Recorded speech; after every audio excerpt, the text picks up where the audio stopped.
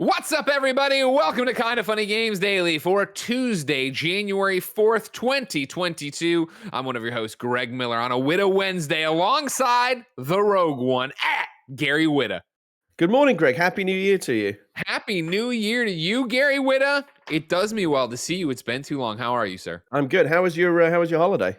It was great. Obviously the holiday was great. I've been on paternity leave for 3 months, and this is the first time we've actually got to see each other since then. We've tried to hang out. It's tough with the kid or whatever. We were supposed to hang out over the holiday, but it didn't happen. And so this is my first chance to ask you what the fuck. Like, you were the one who left me hanging, Greg, so I don't know why you put it on my doorstep. Not about hanging out at all. Oh. No. You already had a kid. You knew that this was Jen and I's time to shine, to have the kid. You saw the social media that she was pregnant. You saw you saw it was going to be a big deal for the Kinda Funny community for us to welcome Benjamin to the world. And then you gave me about 2 days to bask in it before your secret baby popped, and you had a baby as well. Yeah, that's exactly what happened, Greg, is that we saw the announcement that you and Jen were having a baby, and I immediately went to Leah and said, I can't allow Greg to have the limelight all to himself. Let's go immediately have a baby. And that's what we did, and that's why ours was born like a week after yours. It's a spite baby, Greg. I noticed you. This would be like if you launched the Book of Eli 2, and I was like, you know what, I'm launching the Book of Eleanor 2 like 3 days later, and then we'd have a problem down the similar variety here. Yeah, I just couldn't allow you to have something that was entirely yours, Greg. I understand. Well, congratulations all the same. How's this new baby been treating you? Yeah, she's doing great. You know, it's making the whole pandemic thing a little bit trickier, you know, because she can't be vaccinated yet. We have to be super concerned about Omicron and everything else. So we're still very much locked down here. Our older kid hasn't gone back to school yet because we have a strong feeling that the schools are going to be a nightmare in a couple of weeks once all the holiday cases start showing up. And it's grim. I just hope this one burns itself out quickly, because it's not a particularly original sentiment, Greg, but I am fucking over it. Christmas was miserable. You know, we didn't get to see anyone, didn't get to go anywhere, still can't go anywhere, do anything. It's, it feels like, in some ways it feels like yesterday, and in other ways it feels like a million years ago that you and I were at the Kinda Funny desk. Remember that, being at the Kinda Funny desk, talking about, is there going to be an E3 2020? Was it 2020? Is there going to be an E3 2020? Yeah.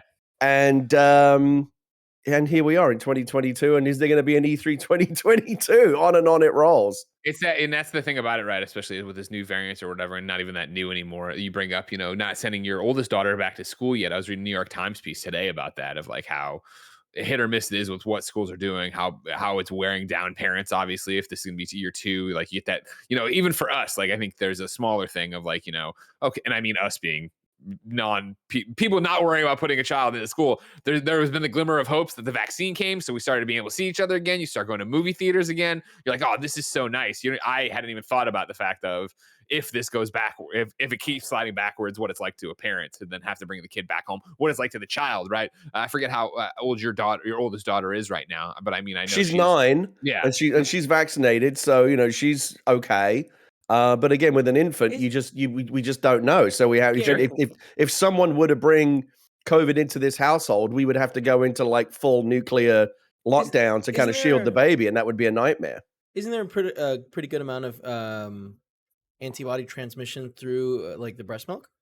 There is, and there's been some good evidence regarding that, but it's not. We don't consider that enough of a reason to get sloppy about. I mean, that's smart about the shielding stuff. So we're still very cautious around here. You gotta be. We're the same way, right? Of like, we pulled out of the Game Awards. We were going to go to that. We were going to bring Benjamin. We didn't want to do that.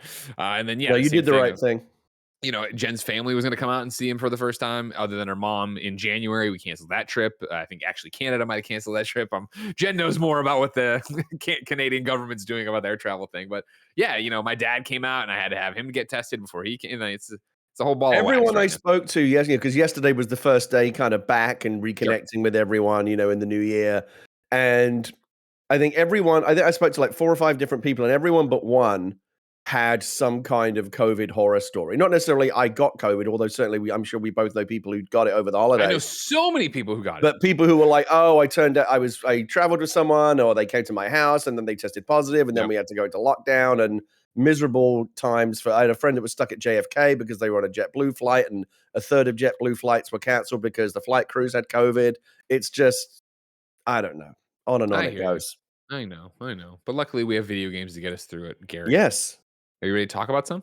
Absolutely. Is it? So I'm coming, as I mentioned before the show, I'm coming in hot here. I've been up for less than an hour. I haven't had my coffee yet. No idea what's going on. Is the first week back after New Year much of a week for game news? Like, it gets going. Yesterday on? we had the catch up on stuff. Today we have news like, is this week's Xbox Game Pass update the best ever? Oh, I did see a little bit about that. Yeah, we talk about some Halo Infinite changes in terms of staffing, and then also a mid-credit scene that's been revealed, and then how it's been helping Splitgate. We'll talk about all of this and more, because this is Kinda Funny Games Daily. Each and every weekday on a variety of platforms, we run you through the nerdy video game news you need to know about.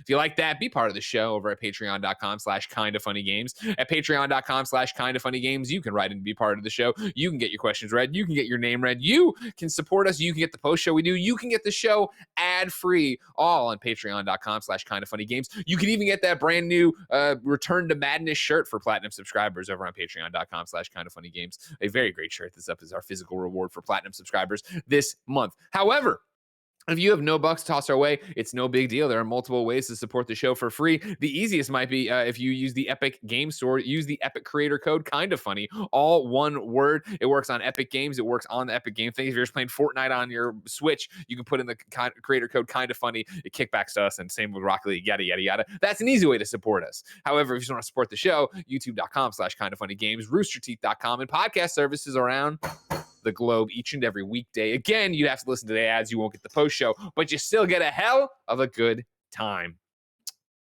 Speaking of a good time, and our support from patrons and stuff like that. Kevin, I want to talk to you live on the air about something. Are you listening? Are you there? Can you hear me? Yeah, it's just like this jet sound outside that's freaking me out. Go ahead.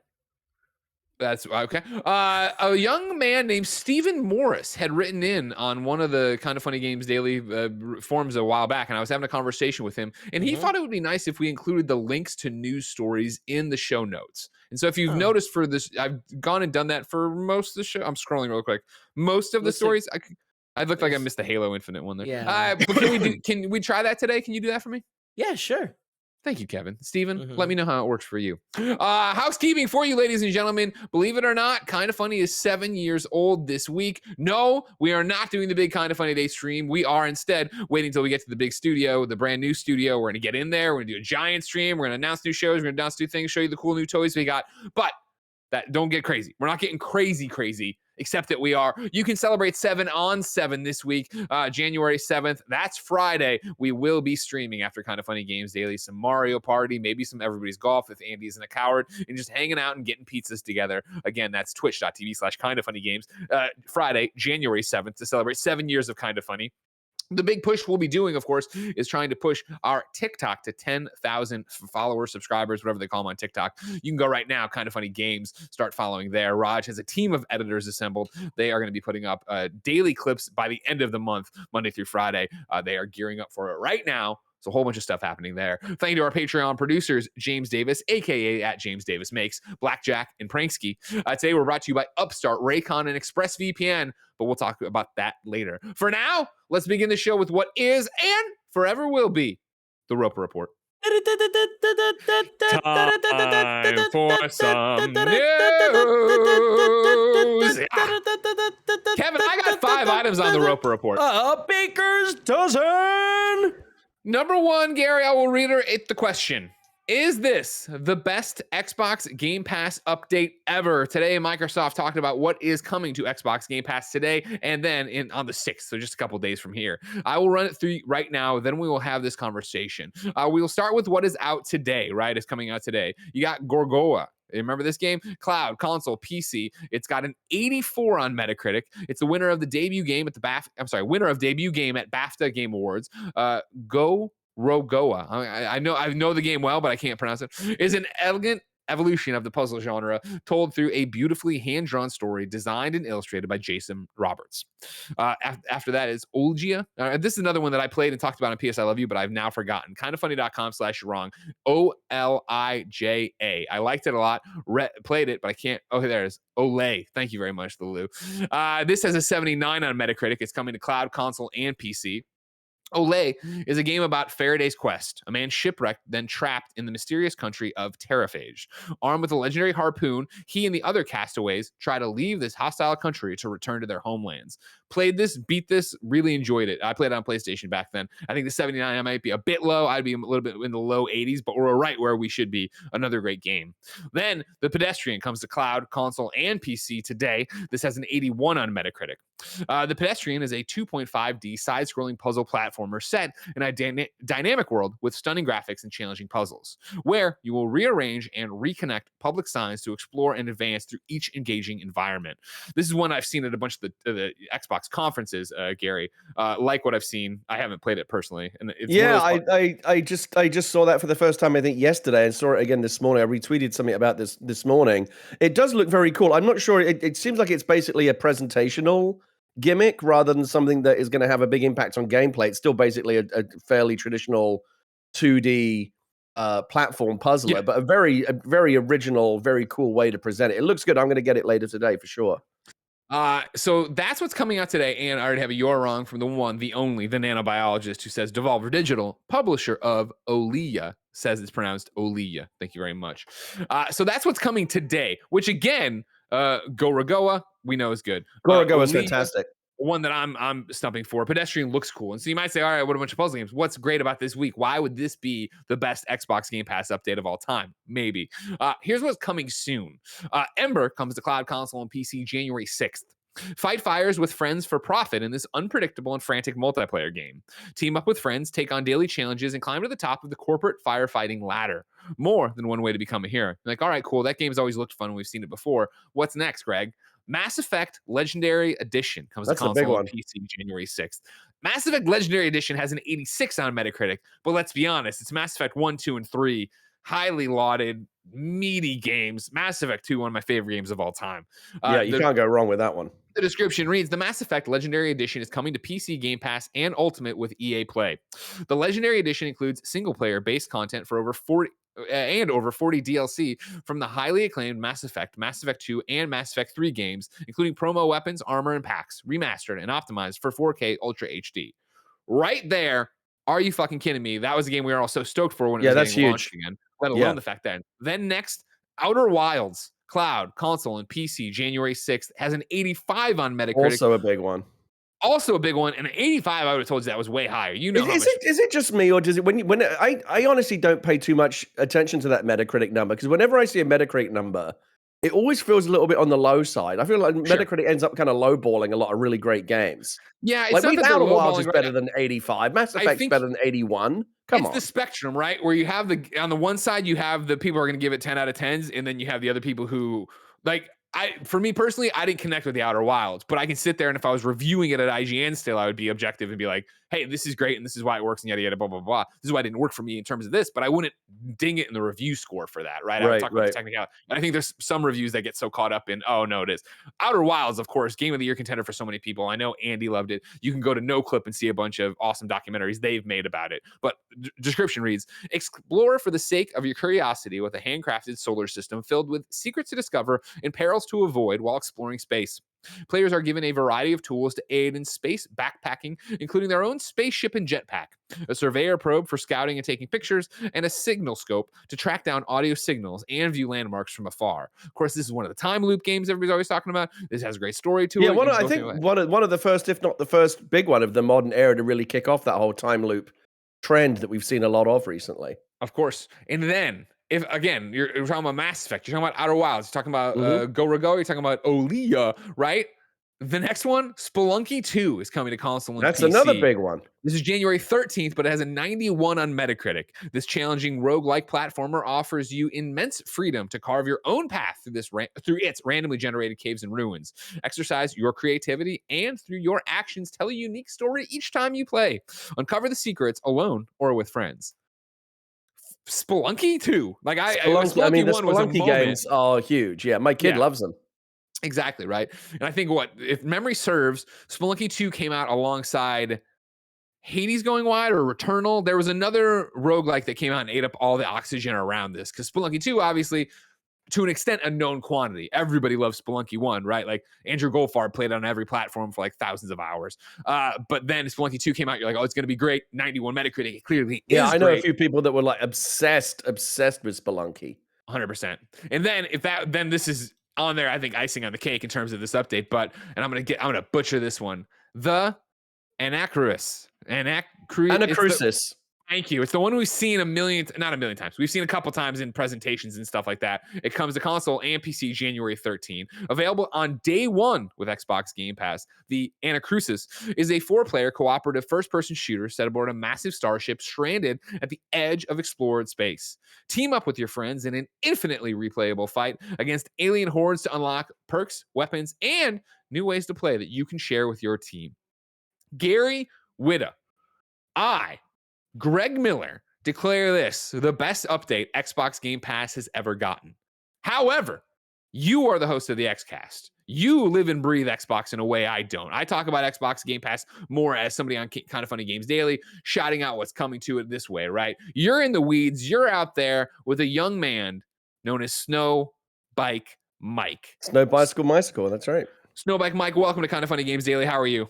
Good morning, Greg. I'm doing great. Gary, I'm here by your side to tell Greg that maybe this isn't the best month ever. I was going to say, I mean, Xbox it's a good one, but it's not like there haven't been other really, really good ones in the past. Or my one thing would be, obviously, we're talking about this right now. I would immediately throw out that when they got Bethesda and they brought all of that Bethesda dump was good. I think clearly that's a pretty great week. But in terms of variety, in terms of Metacritic, in terms of great games, I think this is a great one. But Mike, Gary, I want you to discuss, since your team Xbox over here from the Mike, what are you thinking? Bethesda's a good point. I'm also thinking about when they dropped the entire Yakuza series. I mean, there's been some great Game Pass updates. Gary, I totally agree with you. And yeah, so I went back into the archives, Gary, to look up some older Xbox Game Pass announcements. And I want to take you back to March 2021. That month began known as the Sports Month. That is when Xbox Game Pass dropped a load of sports titles that we all wanted to play, from Madden NFL 21, Football Manager, NBA 2K21, NHL 21. But the month didn't stop there, because, Greg, you remember, March 11th, 2021 is when they announced that all 20 games from Bethesda will be making their way. Not all 20, but 20 Bethesda titles will make their way on the Game Pass. And that, of course, is a massive one. Dishonored, Dishonored 2, Doom, Doom 2, Doom 3, Doom 64, Doom Eternal, Elder Scrolls Morrowind, Oblivion, Skyrim. I mean, Evil Within, Fallout 4, Fallout 76, Fallout New Vegas, Prey, Rage 2, Wolfensteins. That might have been the best crazy month of Game Pass right there. To add on the sports, I think, a lot of this gets forgotten of the EA Play deal. And I think we'll talk about that with Mass Effect and how important that EA Play deal to bolster the lineup. I'm going to hit you with another one here, Greg. April. What I want to throw out there, because you're trying to skew the numbers already, which I appreciate and I love. I love you coming in trying to win an argument. Remember, I said best update for Xbox Game Pass. You're counting a whole month. There'll be more. Xbox Game Pass will get a second update. They get 2 a month, right? Yeah. They do 2 a month. You got to remember that started happening a little bit later in the year. They did always do just 1 a month, and then they went to 2. So some of these will be skewed, but I will agree with you, Greg. When I look at this month right here, I'm really pleased with it. I think you can look at Game Pass. What was April? You said you had an April one. I didn't mean to stop you. Oh, April. We got a very special one, Greg Miller. Not only did we get Grand Theft Auto 5 on cloud and console, but we got your highly beloved MLB The Show. That was a big one. Which is Sony first-party title. Yes, that was a big, big deal right there for a lot of Xbox fans, because we don't really have a true MLB simulator game right there. We've had to put up with RBI Baseball and Super Mega Baseball for years. We had to put up with it. This garbage. We were blessed to have that come over there. And so that was a really good one. And I have one more for you, Greg, that was very important to Xbox gamers. And that was in September 2020 and December 2020, I believe, if my dates are close there. But that is when we received all of the Destiny 2 package. We got Destiny 2 with all of the expansions. which was a big deal for, of course, Destiny fans all over the place. That was very, very strong. Yeah, I mean, you don't even need to go that far back to argue that one of the better Game Pass, period. He was talking about like, a month or whatever in game. Like, what's been the best month for Game Pass? Just last month, Halo Infinite and Forza Horizon 5 both dropping in the same 4-week period. That's pretty amazing as well. So yeah, Game Pass continues to go from strength to strength. I know it's practically become a meme now. We all joke about best deal in gaming, best deal in entertainment, but it really is. And I've said before, like if somebody would have come to me and say, I'm totally agnostic, should I get a PlayStation or an Xbox? In past generations, I would always say, kind of flip a coin. There's really not that much in it between the two. Now, Game Pass alone is enough to push me towards saying to someone, get an Xbox and get Game Pass and you're all good. Yeah, that's what I was going to get at. It's like, it's so interesting to have this conversation because you can look at it in a multitude of ways, right? Like you brought up, Greg, you can look at the quality here. You can look at the Metacritic score. You can look at the BAFTA awards, right? And you can look at that. And also just like what you get, right? I think they've done a great job at diversifying the different games that they put in here. It speaks to everyone, right? You talked about all the games that speak to you. And then for me, games that speak to me is Ember and Spelunky 2. I love those games with friends. Those are the games I'm always looking for on with Game Pass.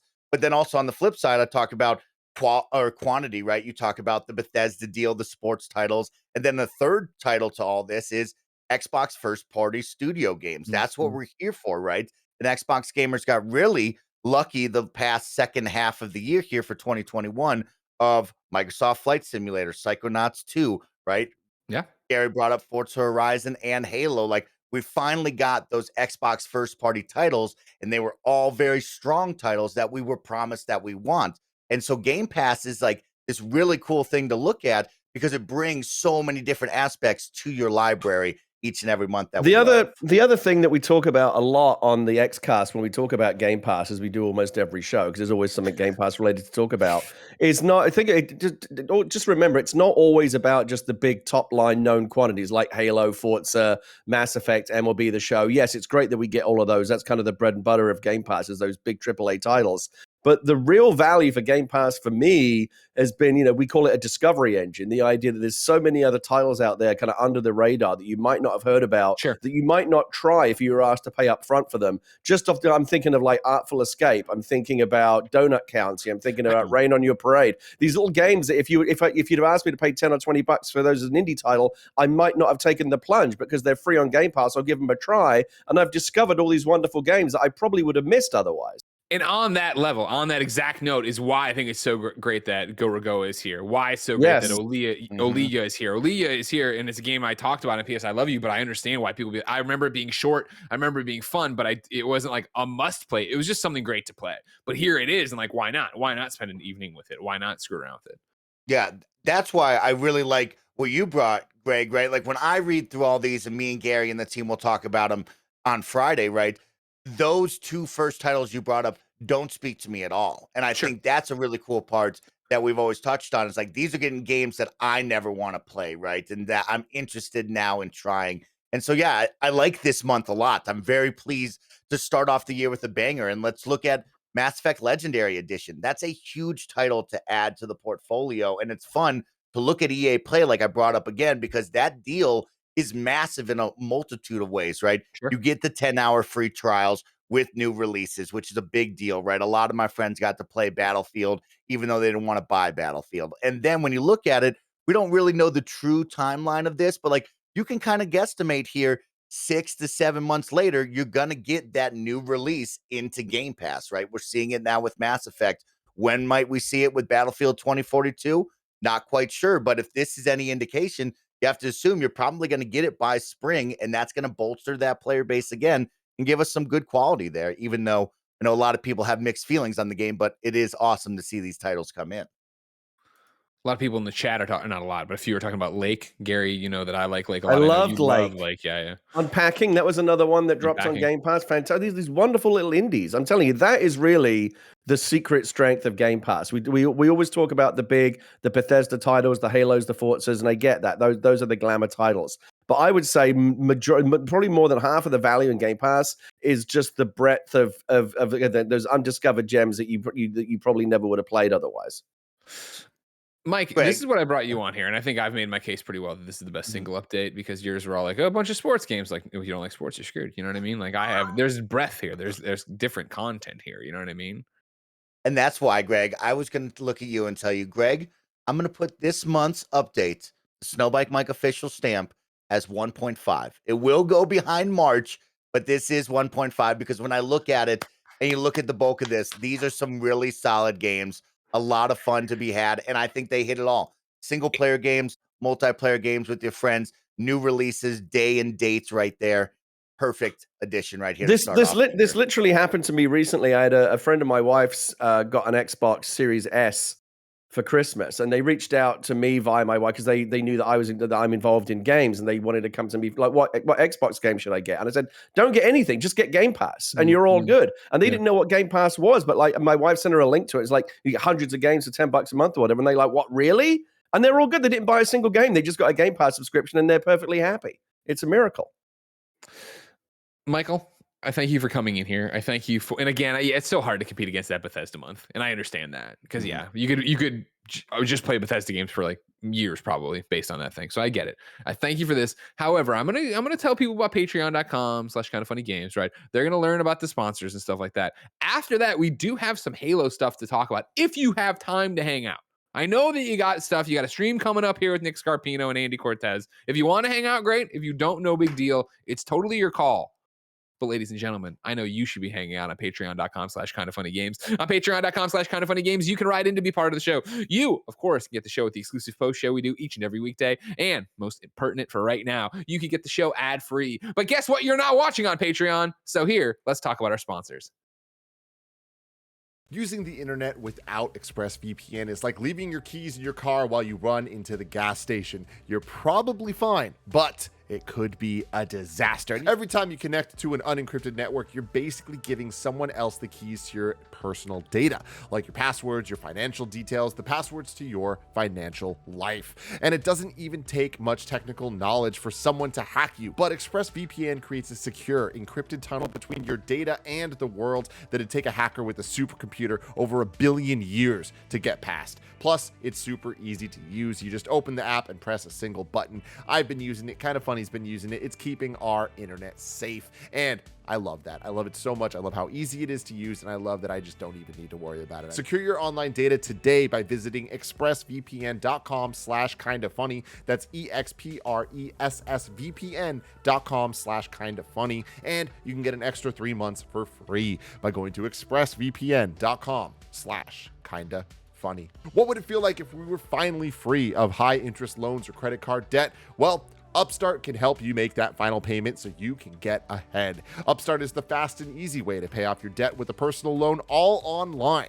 Whether you're looking to pay off credit cards, consolidate high interest debt, or fund some personal expenses, Upstart can help you get one fixed monthly payment with a clear payoff date. Rather than looking only at your credit score, Upstart considers other factors like your income, current employment, and credit history to find you a smarter rate. One of my really good friends did exactly this, and it helped him out so much. Just consolidating all of his debt into one place allowed him to focus and just take care of it. And now he's debt free thanks to Upstart. Find out how Upstart can lower your monthly payments today. And when you go to upstart.com/kindoffunny, that's upstart.com/kindoffunny. Don't forget to use our URL to let them know that we sent you. Loan amounts will be determined based on your credit, income, and certain other information provided in your loan application. Upstart.com/kindoffunny. There's so much going on right now, whether it's stuff you're excited about, like traveling, or stuff you'd rather avoid, like traffic. You can't always control the vibes out there, but you can control the vibes in your own head when you've got a pair of Raycon wireless earbuds in your ears.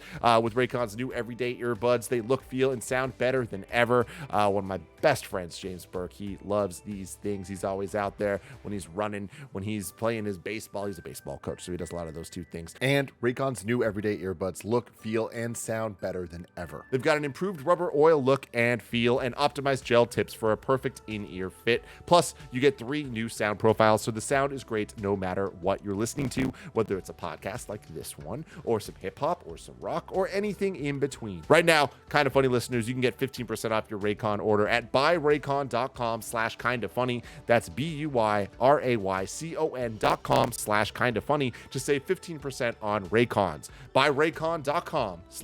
/kindafunny. And we're back with breaking news. I've seen a lot of people in the chat going off about this, and I just got the press release for it. 505 Games, global publisher of the PC version of Hideo Kojima's genre-defying Death Stranding, in partnership with Kojima Productions, unveiled today at CES 2022. It will publish the Death Stranding Director's Cut on PC, launching simultaneously on both the Epic Game Store and Steam in spring 2022, ladies and gentlemen. So there you go. Mike, I forgot. Did you start Death Stranding yet? I know you got it. You did all the Metal Gear stuff, and then you were like, I love Kojima now. Did you get into it? No, so I had my option this holiday break. It was either Death Stranding or it came down to Metal Gear Solid 5. And Greg, I'm excited to tell you, I am deep in Metal Gear Solid 5. You made the right choice. I'm running What a around fucking Central game, Africa with quiet. I am folding out people. I'm having the best time, Greg. What But a Death fucking Stranding game, is on Mike. the line. It is on the line. All right, proud of you. Maybe you Do can play yourself it a on PC favor, now. Mike. Though, once you're done with Metal Gear Solid 5, don't move on to Death Stranding. Don't do it to yourself. What, Gary? He's not. It's Don't. very different, but it's He's also not wrong. cool. It's chill. Like climb the mountains. It's weird. It's really weird. It's very weird. No, the I agree. controls are great, but like, is the gameplay fun? No. I called it meditative. Remember, that's what I did. Right. Meditative. So I got not quoted fun, everywhere. right? He's not saying So, it's fun, and we That all seems know. like it's going from the opposite side of the spectrum, Greg, Mhm. because Metal Gear Solid 5 is like the best gameplay I've ever experienced, right? Like Sure, very, very sure. good. I mean, you know, the gameplay of Death Stranding is like you are a UPS man in like, you know, post-apocalyptic America kind of thing. And if I that always sounds pictured I fun, could be that. I could do that. and I had fun. I enjoyed that. I had a great winter break, or what was that? Yeah, I had a great break during. I was playing it in Quebec, so whatever winter break leading up to review on that, and I find it quite meditative. But to the point, after I beat it and reviewed it, I was like, I'm gonna go back and platinum it, and I never did. Like I never even turned it back on. I was like, my experience was done because I was never like, you know what I feel like doing? Running around deliver packages. You know, it just didn't happen. It didn't happen to me. But I liked Death Stranding. All right, Mike. I think you should try it at the very least. Okay. All right. Back to the news I had written up earlier. Number 2 is a quick one, but it gets us into a rock block of Halo news. Halo Infinite lead narrative designer has left 343 Industries and gone to Riot Games. We go to IGN, where Joseph Knoop says, in what might be one of the most amusing, quote, I got a new job posts ever, Halo Infinite lead narrative designer Eric Lind has announced that he's leaving 343 Industries and joining Riot Games. Lind announced the news via his Twitter in a tongue-in-cheek video riffing on the next episode bookends of Neon Genesis Evangelion. I screwed up, right? Not even what are you nerds? How do you pronounce it? You know, you got it the first time.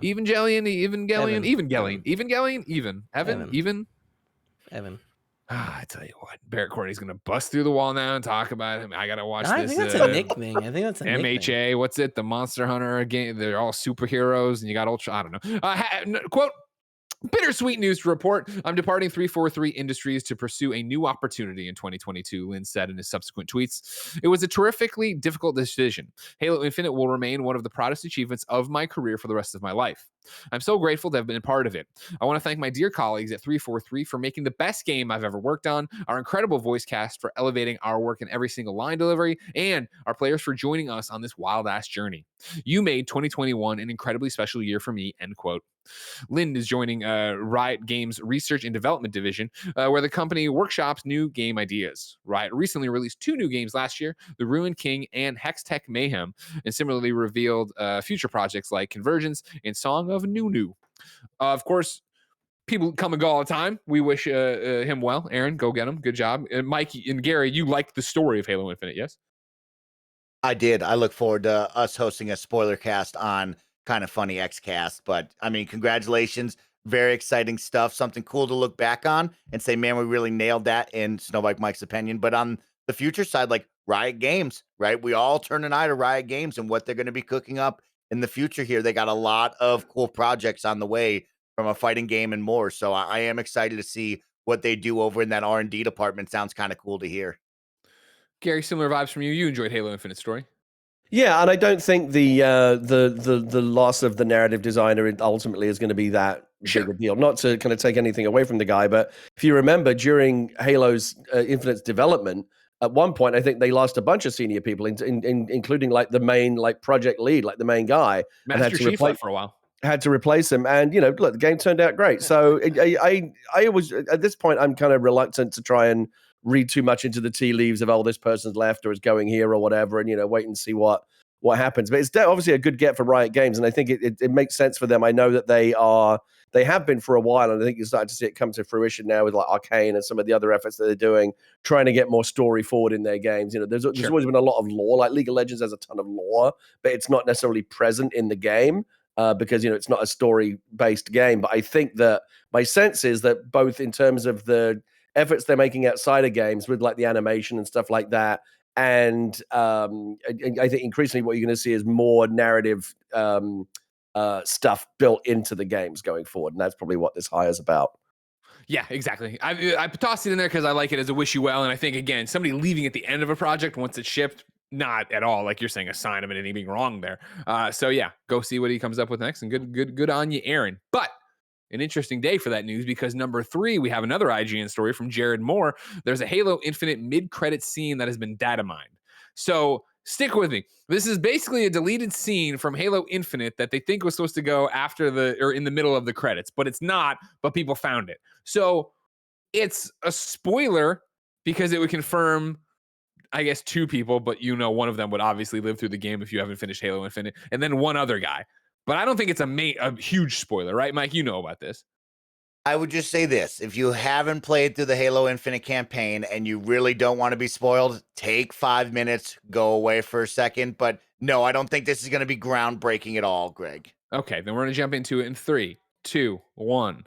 A deleted mid-credits cutscene for Halo Infinite has seemingly been unearthed by data miners, and fans are trying to work out what it could mean for the future of the story, parentheses, if anything. As shared on YouTube, GameCheat13 posted the cutscene, which was seemingly meant to play out after the end of the game's single-player campaign, but before the post-credits scene that made it into the final version. During the short clip, the cinematic shows pilot Fernando Esperanza asleep at the helm of the Pelican before being swiftly awakened by an incoming signal. Upon hearing the call to action, a stunned-looking Fernando calls in Master Chief to share the discovery. "Chief," says the pilot, "you're not going to believe this." Following the announcement, the incoming signal sounds the words UNSC tag detected, designation friend. We're never shown what it is they're looking at. It currently isn't clear as to why the mid-credits scene would have been removed from the end of Halo Infinite. Despite the removal, it hasn't stopped fans theorizing who might have been at the other end of the allied UNSC vessel. Hopeful members of the community discussing theories in the video comments section raised a number of potential fan favorites that they'd like to see back into the fold. Quote, "I really want to see the Arbiter back in action again," said Marshmallow Games in the YouTube comments, while another theorized that the transmission could be originating from a pretty well-known Phoenix-class support vessel. Quote, imagine it was intended to be the Spirit of Fire," said Nathan Austin. "I've been itching to see Red Team and Chief fight together." Other guests include Spartans like Jameson Locke, or even your own multiplayer character to be used in the delayed co-op campaign. Michael, you're a big Halo fan, obviously. You host the Xcast. What was your read on this deleted scene? I'm very much with Marshmallow. I want to see Arby back, the Arbiter. But no, I think this was a fun one. I don't know. I'm going to go full spoilers here on this one. But of course, when you end it right, your end credit scene is, of course, us looking in upon Atriox unleashing what we assume to be the Endless upon the world. And we'll find out more about that. Those cards he puts in the thing. Correct. Right? Okay. And so I am very excited about the idea of like this mid-credit scene. I know we did not get it, but I do love the idea of like us coming across a friendly unit. It is very reminiscent of the opening of Halo Infinite, where the pilot wakes up to Chief and his tag, right? Beeping and awaking him. So it is cool to think about like, who could that be, right? Is it friendly? Is it Arbiter and his team? Could it really be Locke? I don't think they would go with Locke. I also don't like the multiplayer person, right? That's not my biggest but I didn't really care for Reach and how I would just that character. But I am interested to see what they could pull. I think what we're most excited for is what the DLC is going to be, right? Like, what could this be and where do we go? Do we return back to Zeta Halo and what kind of stories they could tell? But I did get excited about this. Gary, have you seen this, or you just woke up, so you haven't seen the scene? So I have 2 questions for. Number 1, as a Halo fan, does it do anything for you? Who do you think it is? But then number 2, as a creative, as somebody who writes for video games, has made movies, has done all these different crazy things, what what is your read on a deleted scene? Something they made and then thought it doesn't go there. Is it just that it didn't fit the pacing, or and I guess it would have to be not even putting your head in the 343 realm, but just as your own experience, what makes it deleted? Yeah, that's the perspective that I come at it from, because as you say, from having worked on that side of things, there's for every idea that makes it to the screen, there's 100 that don't, and some make it as far as the script page, some make it as far as actually being shot and produced, and they get cut in the edit. But at the end of the day, the reason why it's not on the screen is somebody decided that the movie or the game doesn't need it, or they don't want to go in that direction. They don't want to use that scene for whatever reason. So for that reason, the fact that I just say there's a reason they deleted it. And it could be that, maybe, let's save this for the DLC or whatever. It could just, the more likely is like, we don't want to go in this direction. We tried something, we don't like it. Let's not use it. I understand the fascination. Again, on Star Wars, we saw it all the time. There's like every version of, people would go through the Rogue One trailer and look at every little shot that wasn't in the movie and go, oh, what is it? What did that mean? What was originally going to happen? And I understand the fascination. It's a rebellion. All the different alternative versions that could have happened, but they didn't happen. The version that happened is the one that you saw, or the one that you played. And yeah, it's interesting as a curiosity, but I don't read too much into it. There's a reason they chose for you not to see it. And, I just go with that. It would be interesting when we look at it and we think about it, right? And you think about the end credits scene of Aatrox and what he was doing. It would be kind of interesting to see Chief team up with an actual team, right? About 3 or 4 Spartans around him or some others to make the multiplayer feel a little more cohesive when you look around. And that would be fun to go up against the Banished. I think that would be cool. The Endless, I should call them. But that would be fun. I think that would be cool to see something other than, just one Spartan floating around by them lonesome. I'm hoping for something larger than that. Believe it or not, still more Halo information and stuff, kind of. Number 4, Splitgate, a game we like and did a Let's Play a long time before it got huge. Saw a PlayStation bump from Halo. This is Steve Watts over at GameSpot. The arena shooter Splitgate drew immediate comparisons to old school Halo multiplayer when it released in beta last summer. But while the release of Halo Infinite's free-to-play multiplayer could have been an existential threat for Splitgate, 1047 co-founder Ian Prolo thinks it might have actually helped the game's popularity. Ian told the Loadout that he was never worried about Halo eating into Splitgate sales, and in fact, Halo seems to have given Splitgate a nice boost on PlayStation. Ian said that the Splitgate player count on PlayStation has gone up since Halo Infinite launched in November, possibly suggesting that PlayStation owners went looking for a similar arena shooter experience. Quote, I'm actually glad Halo Infinite is out, he said. I honestly think that in the long run, Halo Infinite and Splitgate will help each other. I think that there's just so much noise and so many battle royales right now, and these two games are bringing people over to the arena shooter genre. There's a lot of kids who have never played Halo, right? There's a lot of kids who have never played Quake or Unreal Tournament. They've never played this kind of game, and getting them exposure to that, I think, is just good for the genre as a whole, end quote. Splitgate was commonly described as Halo meets Portal, with arena shooting mechanics that resemble the Halo series and the added twist of the ability to stick teleporting gates to certain walls. Those two elements combined add some strategic wrinkles, like the ability to get a drop on a sniper across the map by simply opening a gate nearby. Mike, how much Splitgate did you play? I played a fair amount, a solid amount of Splitgate. Do you ever think about going back to it? No, personally, no. I didn't like the quality. I think the game itself is very, very good from gameplay and moment to moment. But when you look at the image quality and you look at compared to Halo, of course, you can see the big AAA budget compared to Splitgate. So that's why I don't really go back. I have my Halo fix now, but it is interesting to read that and see PlayStation fans looking for that. And I think that's something we've always talked about, Greg, on the first-person shooter side of the rise of the Battle Royale and maybe now the quiet of the Battle Royale. And now you get Halo to come out with a killer arena online suite that people wanted, right? Call of Duty Vanguard wasn't that. Then you look at Battlefield. Battlefield was its own beast. And now Halo really has brought back the arena shooter, and people are excited about that. And the cool thing about Splitgate is when you talk about the gameplay is solid. And another big thing that we've talked and dinged Halo on is the playlist, right? Splitgate has a number of different game modes you can play, unlike Halo Infinite at launch when we saw that. And so Splitgate has done a terrific job. I think those devs will tell you they were not ready for how big that blew up and how fast it did. But it is cool to see that it still gets some love. And yeah, it's a fun game. It is very cool. Gary, what is your Halo Infinite multiplayer journey right now? Because I remember again, I've been on the bench. I've been listening to the Xcast. I heard, the whole build up to it. You were like, I'm not a multiplayer guy. I'm not a multiplayer guy. Then it dropped and you were having fun. And I saw you on Twitter posting some good stats. Are Yeah. you still getting in there? You still mixing it up? What clicked? I was having a ton of fun with it. And let me say, I think the last time I checked my rank, I was like silver 6, which is the next notch up would take me into gold, which is not bad. I'd be like a mid-tier player.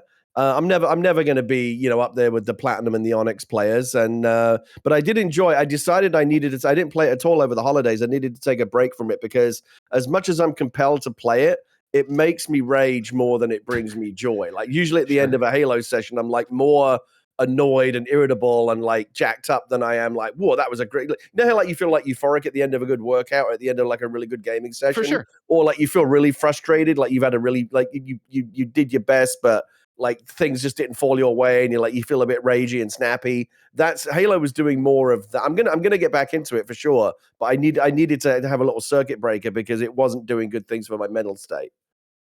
I want to bring in probably Oliver, who wrote into patreon.com/kindoffunnygames and says, what's good, Greg and Gary? Congratulations to both of you on your new humans. Splitgate developers CEO recently confirmed that the PlayStation player base increased after the release of Halo, which confirms there's definitely room in the market for more arena-based shooters. Do you think it's time PlayStation went all in on a first-person shooter of their own, or that they should maybe even look to spend some marketing bucks on the Splitgate team?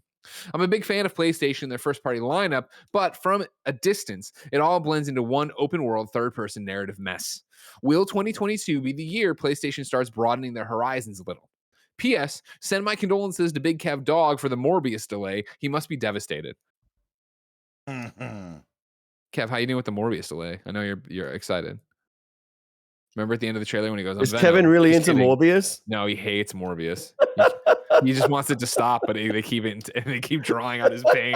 Every time he goes to the movie theater, he has to see a new. I won't be participating in the in-review. I'd like to make that clear to everyone. But it is involved. Technically part of the MCU, right? So don't you have to watch it to be fully up on your curriculum? In the same way that the original Venom? Spider-Man trilogy is, okay. and like that is obviously a higher degree. So no, you don't need to watch. Back to this. To probably Oliver's question, do you think it's time PlayStation went all in on a first-person shooter of their own? I say no.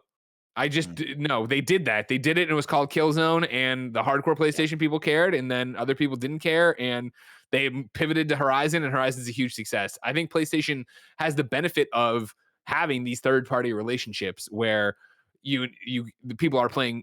I know it's different, but stick with me. Call of Duty Warzone for their battle royale first-person shooter. They can play Fortnite on it. They can play Splitgate on it. So I think it makes more sense if they really wanted to pivot and go, okay, we'll put marketing dollars behind this. But I also just don't think PlayStation's worried. And should they be? I don't know. But they're not worried about Halo's impact in that really. Yeah, I was gonna say it's probably not that big a deal. But just as a talking point, it is interesting that Sony kind of seeded the ground on the first-person shooter wars. Like Microsoft's obviously always had Halo from the launch of the original Xbox. It's always been our biggest title as a first-person shooter. This is where we're planting our flag.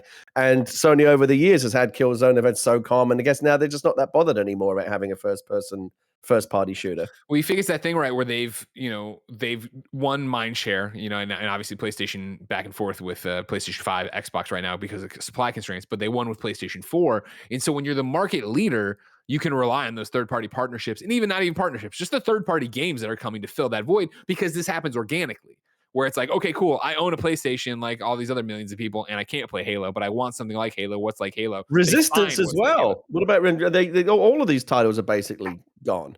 Sure. Yeah, no, Resistance, and people call for it to come back all the time, but it's the same thing. It's just hard to move the needle on that. They didn't care. I think it makes way more sense for them to do it at maybe a second-party partnership, but again, it's not. As we talked about in this article, Ian's talking about, all right, Splitgate and Halo are heralding kind of the return of arena shooters. They're not this big thing yet that you need to worry about. They're still trying to stoke that fire. If it got raging, then maybe you would, but Battle Royale raged so hard, and PlayStation was like, we'll just let Fortnite carry the water. We have to worry about it. Mike, do you need, I know how much, Mike, I know there's nothing you'd rather do, Mike, than go out right now, play an arena shooter, and be talking into your DualSense right here. I would love to play SOCOM with you, Greg, and just be yelling through the microphone with you is right. We got a bogey. You guys are so right. I mean, PlayStation has exactly what it needs. It has the killer titles that I want, And when I look at it, someone who plays on all consoles, I don't really need to go to it for my first-person shooter, games that I need, but it has all the partnerships that I want. It is interesting to look back on the lineage, though, of Resistance, Killzone, SOCOM, and I think of those games like, man, I had a lot of fun about all of those games, but now Sancho, say it, Greg. Nanobiologist in the chat says, you know what? Bring back Mag. Yeah. Mag, it's time for Mag, guys. Mag. Give me that massive action game. Let's go. I think one that you could do that Sancho West always yells at us about is the Last of Us factions, right? And that's something where you don't have to put a bunch into it. This is just an add-on to a game that's already beloved, and maybe it does hit on that, right? Remember when Tomb Raider had a multiplayer too? There's some odd ones over there, but no, they have all the partnerships that you. I remember I used to enjoy Uncharted multiplayer. Oh yeah, fun stuff back in the day. Mike, that's the end of Halo stuff. I'm going to do a CES roundup guys. and then get out of here. Thank you for coming out and hanging out with us today. See you, Mike. See you guys. If you like Mike and you like Xbox and you like Gary and you like Paris, you should, of course, check out the Kind of Funny Xcast each and every Saturday morning. If you're on patreon.com/kindoffunnygames, you can watch them record it live on Fridays and write in and get your name right and get the post show. But maybe you just don't like us. Number 5 and final on the Roper Report. CES is happening, and I have a few little ones to call out here real quick, all right? Kevin Lee at IGN reports Sony's new OLEDs were made for the PS5. Finding a 4K TV to perfectly complement the latest consoles can still be a challenge with the hurdles of HDMI 2.1 and variable refresh rate support. But Sony's latest slate of TVs seem perfect for the Xbox Series X and especially the PS5. Sony promises all of its new 2022 TVs will support VRR right out of the box, meaning you'll be able to enjoy constantly smooth frame rates with either console. Sony recently put out a new update for its current and new TVs that allow the PS5 to detect which TV you're using and automatically adjust HDR settings. No more having to move finicky brightness and darkness sliders. I do hate that, but not enough to buy a new TV. You can, of course, go to IGN, read Kevin Lee's article. There's a whole bunch more stuff on that, so that's great over there where you can get into. Gary, how's your TV? I know you, last time I see you yell at people about burn-in all the time. Well, yeah, because as you know, I had a terrible experience with burn-in on my LG C7. I've got a CX now, and I haven't had it for as long, but people who know about this sort of thing assure me that they've since upgraded the technology so that burn-in's less of an issue. I still worry about it. I don't like leaving anything on pause for too long. Anything that's got a logo in the corner of the screen, I worry it's going to burn in. I'd rather not have that worry at all. I think it's always going to be a little bit of a worry for OLED users in some shape. Honestly, the experience I had was the burn-in on mine was so bad. LG replaced the panel for free, even though it was out of warranty. Like I sent them a picture and they were like, "Oh shit, we'll give you a new panel." It was real bad. So I've haven't been literally burnt once really badly by that burn-in. I'm always a little bit more gun shy about it. The one thing I would say in a more general sense is anytime that you see Sony's TV that's like PS5 certified or whatever you want to call it, I'm glad to see that, because I think one of the biggest frustrations or one of the biggest areas of confusion right now for kind of next gen gamers or whatever you want to call it is can my TV do the things that the console can do? So like 120 frames, 4K, different variations of HDR, Dolby Vision, variable refresh rate, all of these things. It's the console promises all those things, but it's got to be plugged in with the appropriate cables, and not HDMI 2.1. It's a mess. No one really knows what it means anymore. Now 2.1a is coming out. It's all very confusing. It's a big mess right now. It's not a simple thing to just go and get a TV that is going to allow your console to do all the things that it can do. You've got to do a ton of research and go down a rabbit hole. It's very confusing. I would very much like that to be cleared up. It would be nice if TVs in the future shipped with just like a PlayStation or an Xbox, this Series X certified or PlayStation 5 certified or whatever, 120 frames, VRR, HDR, all the things that you need it to do. It does all of that. And that's the thing, yeah, like with this Sony stuff, I like that the TV knows just what to do. It talks to the system, like, right? That's always the best part when you turn these things on now. And if they can do that, they can just go. And that's what I prefer. That's what I'd like. More stuff out of CES. NVIDIA's got new GPUs. I'm going to read from Taylor Lyle's article over at IGN. Following weeks of rumors and speculation, NVIDIA announced during its CES 2022 live stream a new high-end GPU, the RTX 3090 Ti. While the company did not provide information on pricing or release date, The Verge notes that the RTX 3090 Ti will include 40 teraflops of GPU performance, making it roughly 11% faster than the previous RTX 3090, which featured 36 teraflops. Alongside the announcement of the RTX 3090 Ti, NVIDIA announced earlier in the stream a new entry-level GPU, the RTX 3050, which arrives on January 27th with a starting retail price of $269. Both GPUs join the RTX 30 family as the 8th and 9th GPUs released since NVIDIA debuted the series in 2020 with the release of the RTX 3080. Is anyone even going to be able to buy this, or are the crypto fuckheads going to snap them all up? Probably. I'm looking over in chat. They're talking about how it's already sold out everywhere. So there you go. Yeah. Meanwhile, though, AMD announced, and this is Taylor still at IGN, AMD announced a 199 Radeon RX 6500 XT GPU that'll be available later this month if that's your bag. Gary, I'm excited for everybody to get brand new GPUs so that games run better or look brighter or just process the graphic units better. Yeah, but that's still so far away before they can get it. If I wanted something more immediate, say what came to the mom and grop shops, where would I go? The official list of upcoming software on each and every platform as listed by the Kind of Funny Games daily show hosts each and every weekday. Yeah. Out today. Yesterday, PlayStation Plus games and PlayStation Now games, they're out today. And then on top of that, Fortnite 19.01 patch for January 4th is now live, and the update brings a new way to shield your squad, the end of the holiday Winterfest event, and the melting of the snow that's covered most of the map, ... revealing whatever may lie underneath. I believe this, I took this from IGN's blurb, so there you go. Kevin, you still playing Fortnite? Where are you at with Fortnite? I couldn't play the last 2 weeks because I was out of town and really busy. Yeah. But I am very eager to go back. So I think sometime this week, me and Joey are jump back in. I'm super stoked. New dates for you. I already got this one because it was breaking, but Death Stranding Director's Cut PC coming out this spring. Then of course we have an NVIDIA GeForce update. We've partnered with NVIDIA to keep you updated on all the latest GeForce RTX additions to your favorite games, including the day before an open world MMO survival game launching June 21st will be accelerated with NVIDIA DLSS, and its detailed world will be greatly enhanced by ray tracing reflections, ambient occlusion, and NVIDIA RTX global illumination, which simulates the performance of natural light sources in the game, like the sun or moon, as they indefinitely bounce across the play area. Last year, NVIDIA brought DLSS and latency-reducing reflex tech to Rainbow Six Siege. On January 20th, Rainbow Six Extraction launches with those technologies. NVIDIA has also brought their reflex tech to Escape from Tarkov, coming soon in a new update. Players can level up their experience with the AI-powered performance boost of NVIDIA DLSS, featuring the fastest frame rates and best responsiveness, increasing their chances of survival. Then, February 4th, the long-awaited sequel arrives. Dying Light 2 Stay Human will be enhanced at launch with NVIDIA DLSS, ray-traced global illumination, ray-traced reflections, and ray-traced shadows. This will be the definitive experience for everyone's favorite parkour zombie adventure.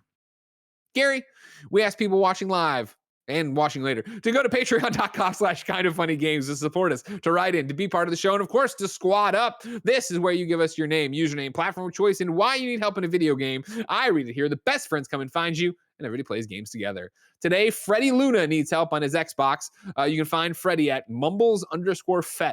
That's mumbles_fet. I just got a new Series X, and I'm looking to squad up with a variety of games, from shooters to racing. Add me.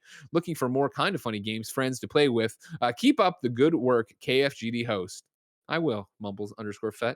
I will. Gary, as I said earlier and screwed it up kind of, we asked people watching live to go to kindoffunny.com/you're wrong and tell us what we screw up as we screw it up. Ignacio Rojas keeps me honest and said the pedestrian was shown off at PlayStation State of Plays, not Xbox. It just came out on Xbox. It has been out for a year on PlayStation. Thank you, Ignacio. Nanobiologist gets me the facts I was looking for. Spelunky 2 released on September 15th, 2020. Hades released for real on PC and Switch September 17th, 2020. That was the overshadowing I had been talking about. Nano also follows up to go, Evangelion. I kind of had it. I said Evan, right? Evangelion. I've heard it Evangelion. You have heard it that way? It's about a boy named Evan Gellion. Who goes on a big journey. I'm Evangelion. I'm on an adventure to fight Titans. Big old robots. Big old robots. Okay, Close, wow, though. it's original. Okay, Cheyenne says PlayStation has already partnered with Firewalk Studio for a multiplayer game, which is supposedly a first-person shooter. All right, good. And then Ignacio Rojas says Sony does sell ready for PS5 TVs. So there you go. Ladies and gentlemen, this episode is winding down. Gary and I are going to go to patreon.com/kindoffunnygames, record that post show. You can go there, be part of the show, get the show ad free, yada, yada, yada. However, if you wanted to, you can come back tomorrow. Blessing and Andy will be hosting the show. Thursday, it'll be me and Tim. Friday, it'll be me and Blessing. If you want to keep watching live on twitch.tv/kindoffunnygames or catch what they're about to stream later on youtube.com/kindoffunnyplays, Mike, Nick, and Andy are about to take on Icarus Adventures Part 1. Gary, I've enjoyed working with you again. I've missed you very much. As always, Greg. We fell straight back into the old routine. Let's go do a post show, probably talk about what it's like to game with a kid. But until next, for everybody else, it's been our pleasure to serve you.